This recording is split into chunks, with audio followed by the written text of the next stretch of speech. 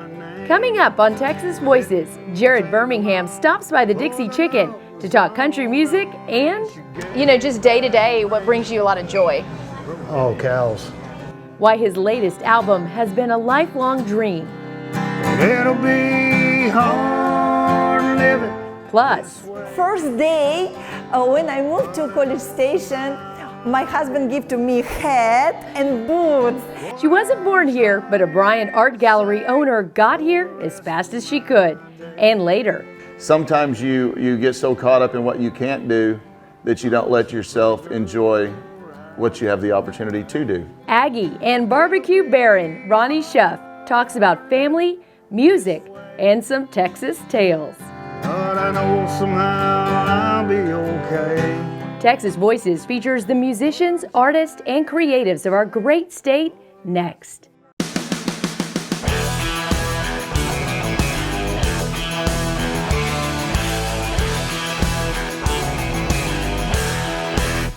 Stoke the fire and keep on digging.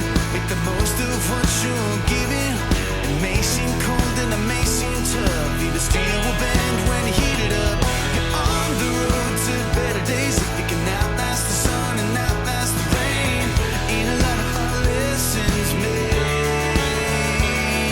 Let me tell you, son, soon you're gonna show us how it's done.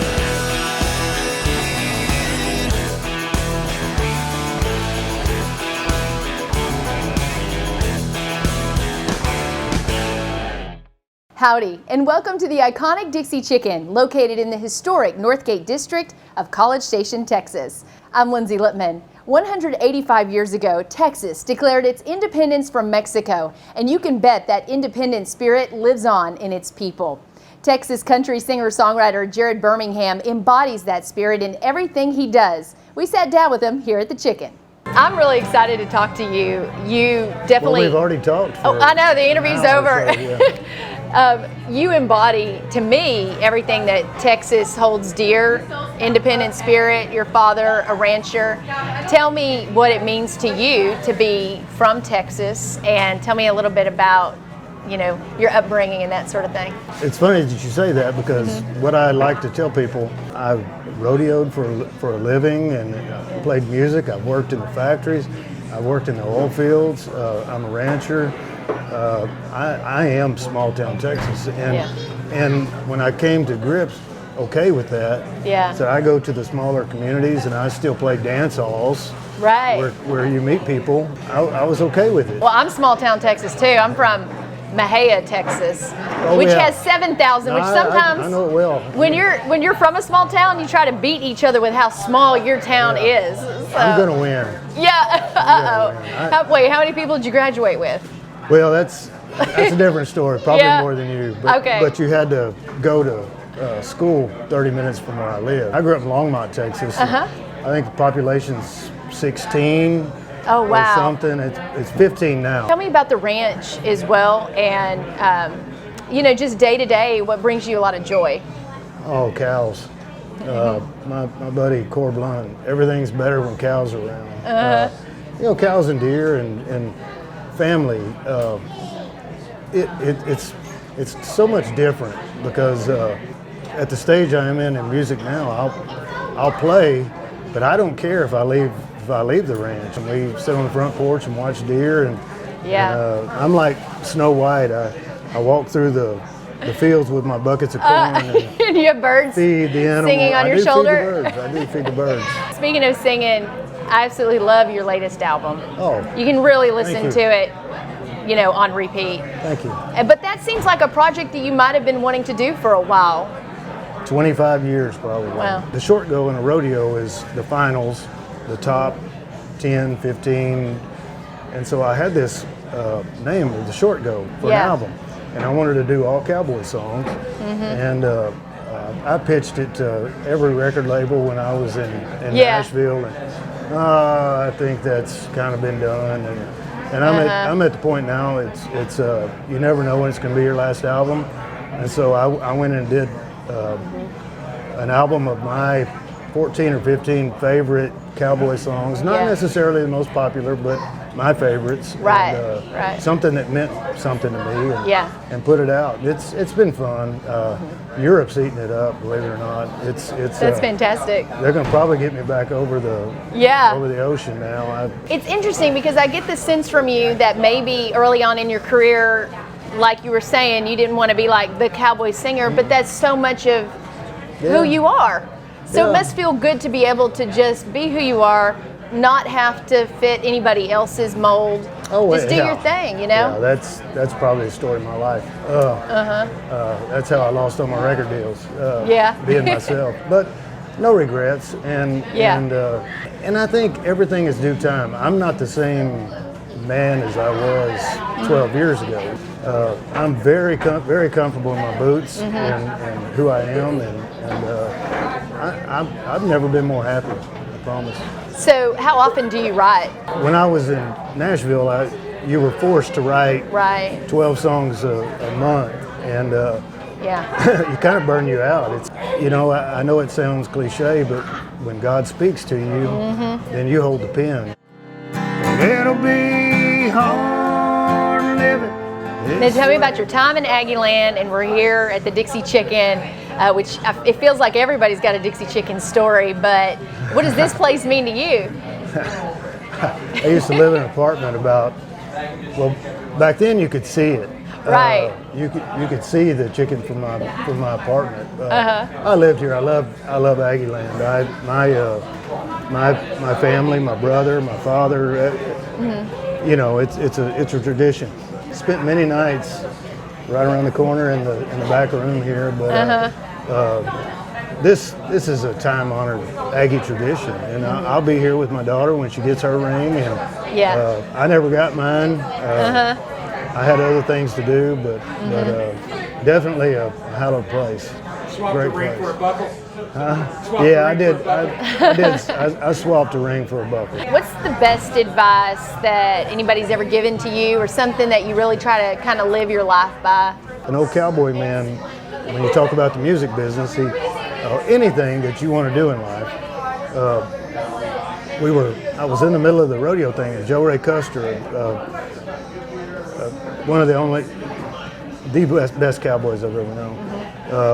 I said, I want to do the music business, but I don't know, I'm okay rodeoing, and I gave him every excuse. And he piddling around in the barn and said, you know, Jarrod, if I was going to California, I don't reckon I'd wait for every light to turn green between here and California. I would just get on the road and go to California. And I think, to me, that is where everybody gets hung up. Yeah. You think you can't do something. You think I can't do this, I can't do that until I have this. And it's the great American want. Yeah. And I don't think that's how you should live your life. I think you should live and let it play out. I don't believe there are any wrong roads. They're just roads. Yeah. And I'll get to where I'm supposed to go eventually. The path is up to me. Coming up, Jarrod performs here at the Chicken. But first, Texas artists paint a picture of what life is like in the Lone Star State. Follow your heart to Waco, Texas, home of the famous Magnolia Silos, Cameron Park Zoo, Baylor University, Dr. Pepper Museum, BSR Cable Park, and so much more. Enjoy the arts, historical sites, outdoor nature, entertainment, music, food, drinks, and events in a diverse, welcoming place you'll find yourself coming back to again and again.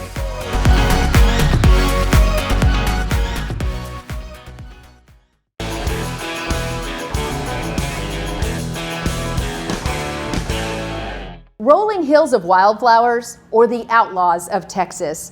It inspires those who paint a picture of what life is like in the Lone Star State. Let's head to an exhibit in Bryan that puts a spotlight on some truly talented Texans.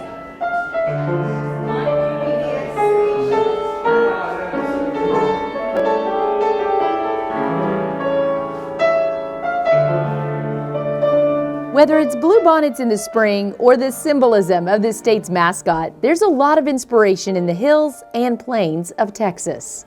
This is a very interesting exhibition because we invite artists from different cities, different states. It's not just local artists, it's national and international.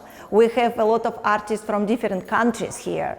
And this is exhibition all about Texas, how we love Texas, how we enjoy time in Texas, and how Texas is beautiful. You won't detect a Southern drawl from Dr. Dari Dega, the owner of D Gallery. She's from Russia, but has embraced what it means to be friendly, be yourself, and be a Texan. First day, when I moved to College Station, my husband gave to me hat and boots.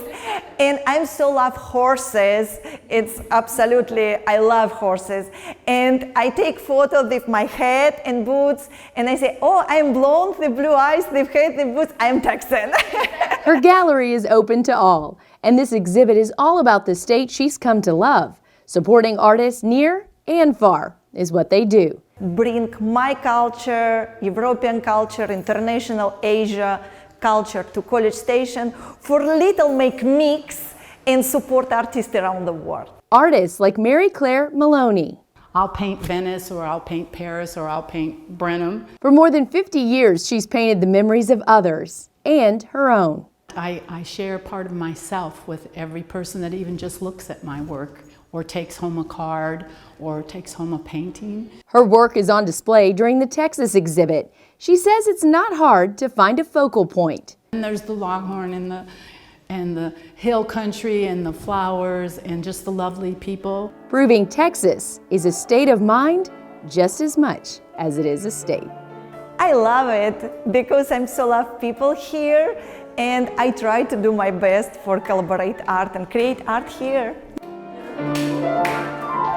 When we come back, no matter how you say it, Schuff's Barbecue is a Texas staple. How the family business combines music and food to create a two-step of their own.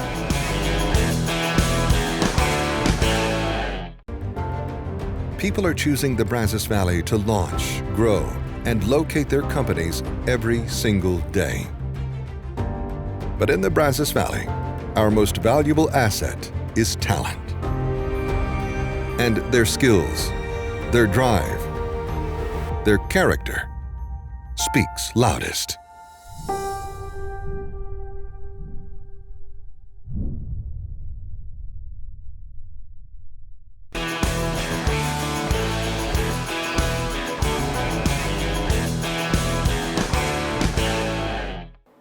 Aggies Ronnie and Stacy Schuff made a memory here at the Dry-Bean Saloon that they'll never forget. And since their time in Aggieland, they've been making music and barbecue in Belton.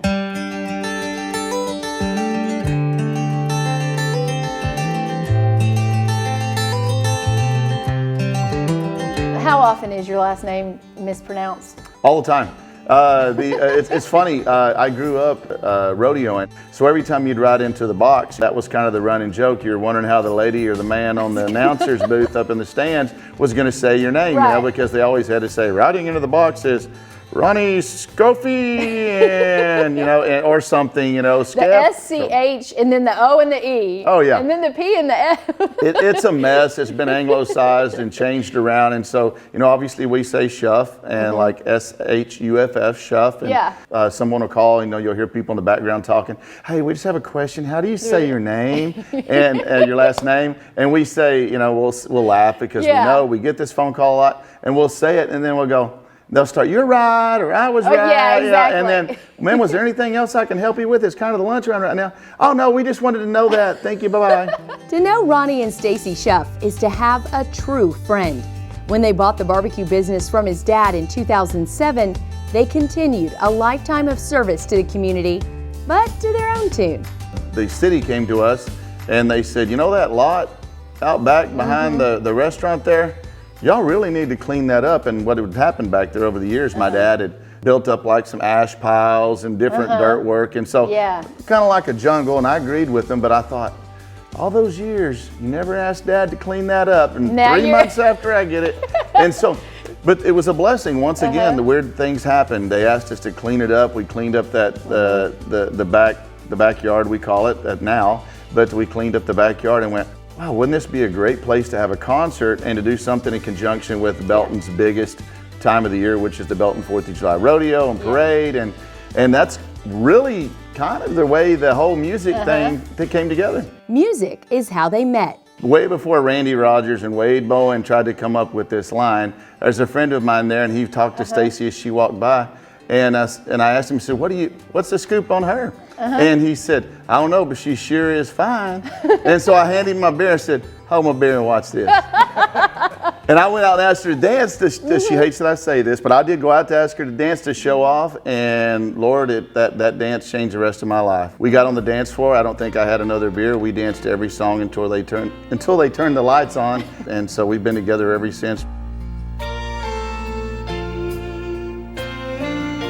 They attended Texas A&M together too, where a night at the Drive-In Saloon will forever be burned into their memories. My wife and I were back in college at A&M, Stacy and I, and we were taking this accounting class, and the accounting teacher or professor, I guess, was a younger woman who enjoyed, going out in the Northgate area, and I guess and going to the Drive-In and the Chicken and stuff. After our final this summer, we're all going to go out together for a little while and have a couple of drinks. And she wanted to show us this drink next door to the Chicken over at the Drive-In, the Flamin' Dr. Pepper. And so we go into there, and we had another shot or two, and they said, okay, we're not gonna do the Flamin' Dr. Pepper. And they lined all these things up, and these drinks, and I'm watching, never seen one, never had one, didn't know much about it, barely handle beer, And it's sitting there in front of me, and she says, this is what's gonna happen. We're gonna light them on fire. You're gonna take and drink it as fast as you can, and don't stop. The first one done wins. And I'm like, all right, feeling my wife's doing it. I gotta beat her, beat my teacher, beat my buddy and everything. And so they sat it down there and they lit them all on fire, and we grabbed them, and I'm drinking this drink, and I'm going as fast as I possibly can, and I'm smelling something, and I'm going, what is that? But I keep going because, of the competitive nature. And I finish and slam it down, and then everybody looks at me with a weird face, and that Flamin' Dr. Pepper smell that I was smelling was the burning of my eyebrow. And so eyebrows gone, but I won. That was the important part. He passed the class, and the eyebrows grew back. But good friends, good music, and good food is the cornerstone of what the business is built on, with family at the foundation. Just restaurant business and life both, there's no finish line. You are continuing to race towards dog paddling, however you want to look at it. Sometimes you get so caught up in what you can't do that you don't let yourself enjoy what you have the opportunity to do.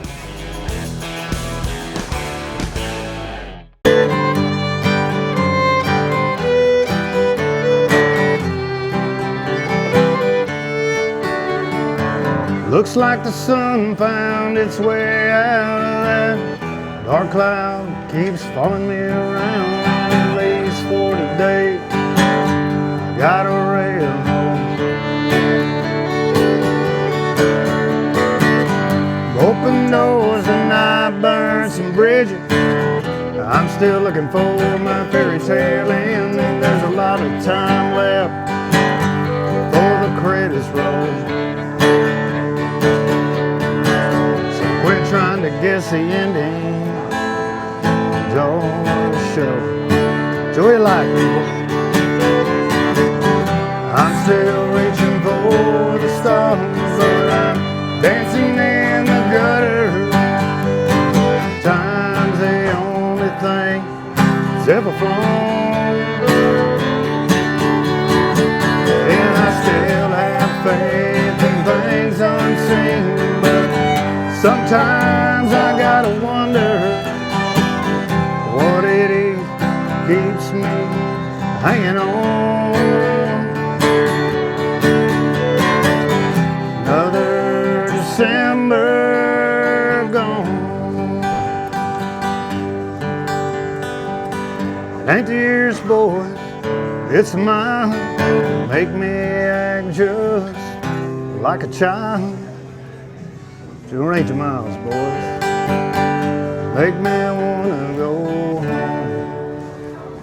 1, 2, 3. Another December gone. Another December gone.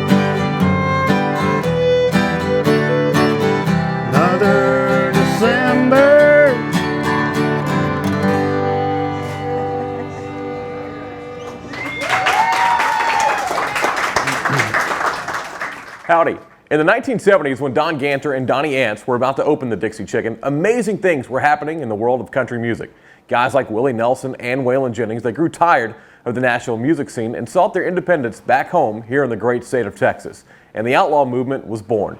It was a mix of raw and real country music with a southern rock edge, and that really struck a chord with Don and Donnie. They decided to name their new business venture after a popular southern rock song by the band Little Feat, and the Dixie Chicken was born.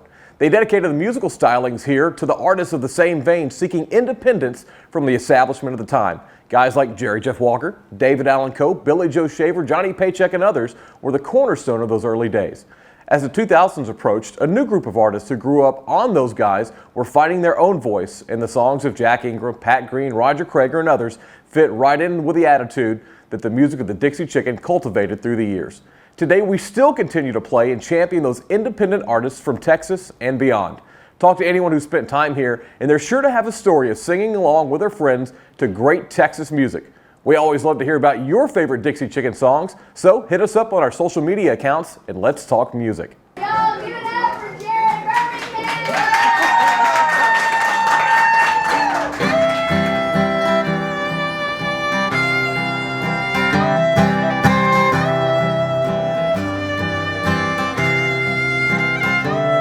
Well, a young cowboy in a small Texas town was running with his buddies rodeo grounds when a girl on a horse caught him by surprise with her long brown hair and her bright silver eyes. Well, she told him her name and she gave him a grin, then kicked her pony, rode off like the wind. But he didn't take his eyes off. She rode away and he had no idea what she started that day. It'll be hard living this way, but I know somehow I'll be okay. What I'm trying to say is for the rest of my day, I'll miss the pretty girl riding the bay.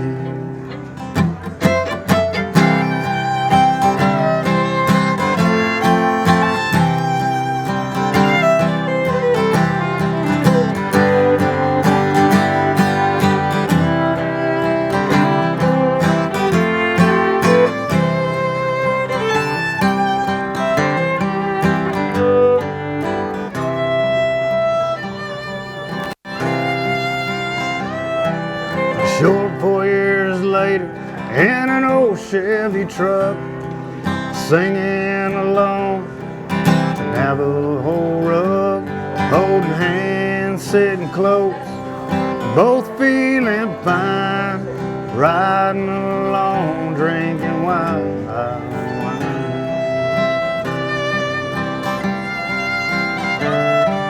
The time had passed, we felt the same, so she stood beside me, she took my name. It didn't take long, for the love was all gone, and she gave back my ring, she broke up at home. It'll be hard living this way, but I know somehow I'll be okay. What I'm trying to say for the rest of my day, I'll miss the pretty girl riding the bay. It'll be hard living this way, but I know somehow I'll be okay. What I'm trying to say for the rest of my day, I miss the pretty girl riding the bay. I'll miss the pretty girl riding with me.